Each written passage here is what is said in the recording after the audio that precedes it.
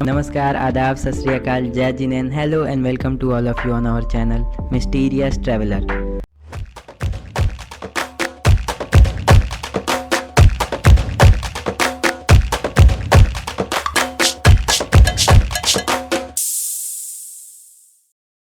जो रब है वही राम है। ये सीख है 19वीं सदी में जन्मे एक सूफी संत हाजी वारिस अली साहब की, जिन्होंने वारसी सूफी सिलसिले की शुरुआत की थी। दोस्तों, नफरत फैलाती हुई हजार बातें आपने सुनी होंगी, हजार वीडियोस आपने देखी होंगी। धर्म के नाम पे दंगे, हिंसा, कत्ल, आतंकवाद, पत्थरबाजी, मॉब लिंचिंग जैसी मानवता को शर्मसार कर देने वाली घटनाएं हम हमेशा सुनते रहते हैं। पर धार्मिक सहिष्णुता की मिसाल पेश करती एक जगह जो आज भी गंगा जमनी तहजीब को जिंदा रखे हुए है, जहां आज भी कौमी एकता की बातें न सिर्फ की जाती हैं बल्कि ये उसका जीता जागता प्रमाण है। ये भारत ही नहीं, विश्व की इकलौती ऐसी दरगाह है जहाँ पे हर साल होली भी खेली जाती है और दिवाली भी मनाई जाती है। हर वर्ष जहाँ उर्स भी लगता है और इस उर्स में कार्तिक का मेला भी लगता है, जो यूपी के सबसे बड़े मेलों में से एक है, जिसे देवा शरीफ मेला, देवा का मेला या कार्तिक मेले के नाम से जाना जाता है, जहाँ पूरे देश में कोने कोने से हर धर्म, जाति, संप्रदाय के लोग शरीक होने आते हैं। दोस्तों, मैं यूनिटी इन डाइवर्सिटी में विश्वास रखने वाला एक धर्मनिष्ठ हिंदू हूँ, लेकिन मेरा इरादा मानवता और धार्मिक एकता की इस मिसाल को दिखाना है, किसी की भावनाओं को ठेस पहुंचाना नहीं। मेरा इरादा महज अपने भारत की खूबसूरती को दिखाना है, क्योंकि आज हम देखते हैं कि हमारे देश के बारे में बहुत ज्यादा दुष्प्रचार किया गया है। हिंदू फोबिया, मुस्लिम फोबिया, कट्टरपंथ, बहुत चीजें, और उन्हें बताना है आपके लगाए इस फिल्टर के पीछे का भारत बहुत खूबसूरत है। तो आइए जानते हैं कौन थे ये संत, कहाँ से आए थे, कहाँ है देवा शरीफ, कब लगता है ये खूबसूरत, भव्य और विशाल मेला, कैसे पहुंचे, कहाँ पहुंचे और क्यों है ये कौमी एकता की मिसाल। तो सबसे पहले जानते हैं वारिस अली शाह के बारे में, जिनकी ये दरगाह है। वारिस अली शाह का जन्म आज के यूपी और तब जिसको यूनाइटेड प्रोविंस कहा जाता था, उसके बाराबंकी जिले के देवा नाम के कस्बे में 1819 में हुआ था। इनके पिता सैयद कुर्बान अली इमाम हुसैन साहब के, जो प्रॉफेट मोहम्मद साहब के ग्रैंडसन भी थे, उनके वंशज माने जाते हैं और उनकी 25वीं पीढ़ी से थे। इस हिसाब से वारिस अली शाह इमाम हुसैन के डायरेक्ट डिसेंडेंट थे, उनके वंशज थे और उनकी 26वीं पीढ़ी से आते थे। इनके पूर्वज एक सामंत परिवार से थे और ये सैयद ऑफ निसारपुर के नाम से जाने जाते थे। ये लोग वहां से यानी ईरान से माइग्रेट करके बाराबंकी के कुंटूर नामक जगह पे आके बस गए, जिसे बाद में रसूलपुर के नाम से जाना जाने लगा। फिर इनके पूर्वज अब्दुल अहद जो रसूलपुर से माइग्रेट करके देवा पहुंचे और इन्हीं की 5वीं पीढ़ी में जन्म हुआ सैयद वारिस अली शाह।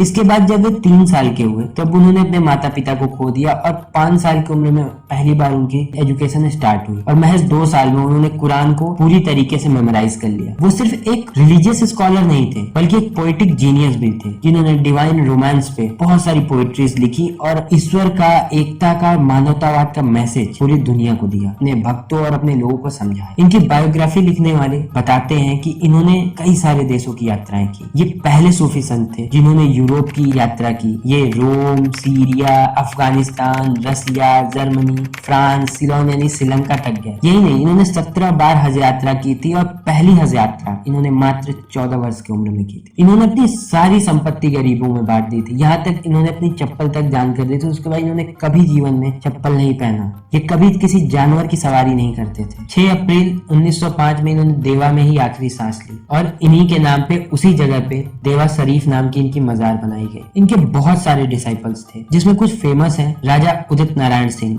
बाबू मोती मिसिर, मुसीर हुसैन किदवई, ठाकुर पंचम सिंह, ठाकुर गुरूर मोहन सिंह, मुस्तकीम शाह, यहाँ तक कि शिरडी के साईं बाबा भी इनमें विश्वास रखते। अब बात करते हैं देवा की। तो जो देवा नाम माना जाता है कि ये रानी देविका से आया था, क्योंकि इस परगने पे एक समय में जनवार राजपूतों का आधिपत्य हुआ करता था। देवा शरीफ दरगाह, जिसके प्रांगण में होली का आयोजन होता है और जहाँ हाजी वारिस अली शाह की मजार है, इसका निर्माण हिंदू ईरानियन स्टाइल में हुआ था और ये मजार ही अपने आप में कौमी एकता का प्रमाण है, क्योंकि इसमें हर किसी का योगदान है, हिंदू, मुस्लिम, हर किसी का। जैसे कि इस मजार के गुम्बद के ऊपर जो शिखर लगा हुआ है वो राजा उदित नारायण सिंह, जो रामनगर के राजा थे, उन्होंने दान किया है, जिसका निर्माण उन्होंने मंदिर के लिए करवाया था, लेकिन हाजी वारिस अली शाह से प्रभावित होकर इन्होंने मजार को डोनेट कर दिया इसको। और आज भी आप इसको देख के भी जान सकते हैं कि इसका निर्माण इस्लामी स्टाइल में नहीं है। इसके अलावा दरवाजों पे जो सिल्वर कोटिंग है वो कश्मीर के राजा ने करवाई। जो पूरी मार्बल फ्लोरिंग यूज हुई है इस मजार में, उसको ठाकुर पंचम सिंह जो मैनपुरी के जमींदार थे उन्होंने डोनेट किया था। और जो मेले में हर साल लंगर का भी आयोजन करवाते थे और आज भी वो लोग इससे जुड़े हुए हैं, उनका परिवार और बाकी लोग। आज वक्त बदल चुका है, मेले से लेकर दरगाह तक को चलाने के लिए एक कमिटी, एक ट्रस्ट का निर्माण किया गया है। आपको जान के ताज्जुब होगा कि जो इसके पहले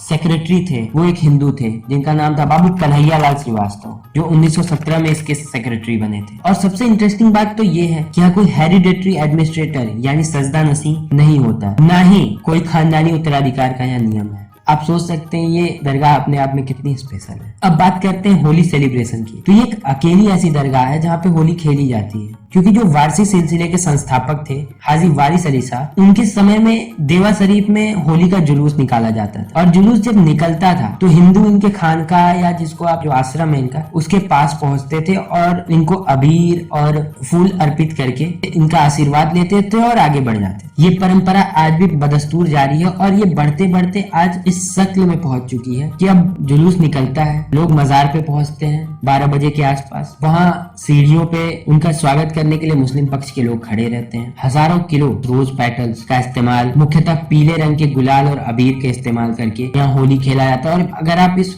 होली के मौके पे यहाँ पहुंच रहे हैं तो आपको समझ ही नहीं आएगा कौन हिंदू है कौन मुसलमान है, हर कोई होली के रंग में रंगा हुआ होता है। ये खूबसूरत परंपरा है यहाँ की, क्योंकि इनका मानना था कि रंगों का कोई धर्म नहीं होता। इतना मोहब्बत भरा पैगाम है ना। इन्होंने कभी अपने किसी फॉलोअर को धर्म परिवर्तन के लिए ना कहा ना मजबूर किया। होली ही नहीं, यहाँ दीपावली के दिन दीपक भी जलाया जाता है और लोग कहते हैं जो रब है वही राम है। देवा शरीफ में काफी बड़े बड़े वीवीआईपीज आते रहते हैं, जैसे श्रद्धेय भारत रत्न अटल बिहारी वाजपेयी जी, जो हमारे पूर्व प्रधानमंत्री भी थे। पूर्व प्रधानमंत्री विश्वनाथ प्रताप सिंह भी यहाँ आते रहे हैं। पूर्व प्रधानमंत्री जननायक चंद्रशेखर जी, हमारे पूर्व राष्ट्रपति ज्ञानी जैल सिंह, सुरेश रैना आदि जो यहाँ आते रहे हैं या आ चुके हैं। हर साल अक्टूबर और नवंबर के महीने में 10 दिन का यहाँ मेला भी लगता है, जिसे कार्तिक मेले के नाम से जाना जाता है, या फिर कुछ लोग देवा शरीफ का मेला या देवा के मेले के नाम से भी जानते हैं, जिसमें बहुत सारी अम्यूजमेंट राइड सैकड़ों की संख्या में आप जिस तरीके का झूला झूलना पसंद करते हैं। खास करके मुझे झूला झूलने का बहुत शौक है, तो यहाँ आपको हर तरीके के एडवेंचरस झूले एक से बढ़ के एक मिलेंगे। इसके अलावा यहाँ जानवरों का बहुत बड़ा मेला लगता है। इसके अलावा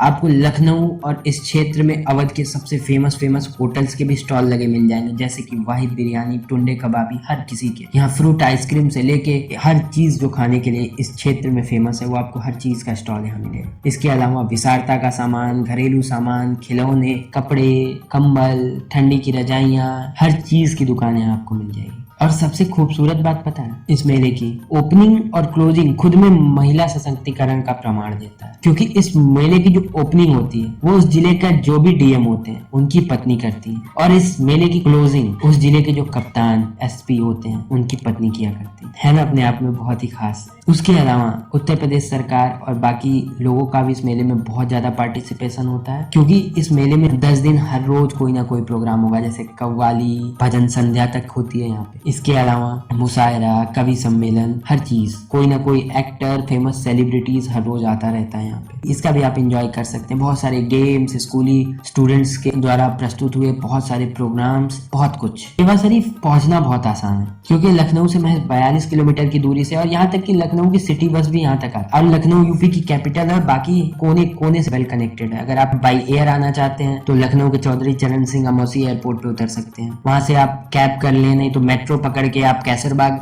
बस स्टेशन आके, और कैसरबाग से आपको इजीली बस मिल जाएगी। इसके अलावा अगर आप रेलवे स्टेशन से आना तो आप लखनऊ रेलवे स्टेशन यानी चारबाग रेलवे स्टेशन भी आ सकते हैं। अगर डायरेक्ट बाराबंकी पहुंचना है तो आप बाराबंकी रेलवे स्टेशन पहुंच सकते हैं, जहां से महज 12 किलोमीटर है देवा। सो आप जरूर आए। आशा है आपको ये वीडियो पसंद आई होगी। अगर पसंद आई हो ये वीडियो आप प्लीज, आज मैं कह रहा हूँ, शेयर जरूर करें, ताकि इस नफरत और नेगेटिविटी भरी दुनिया में ये मोहब्बत का मैसेज लोगों तक पहुंचे। अब तक वीडियो में बने रहने के लिए आप सभी का बहुत बहुत धन्यवाद।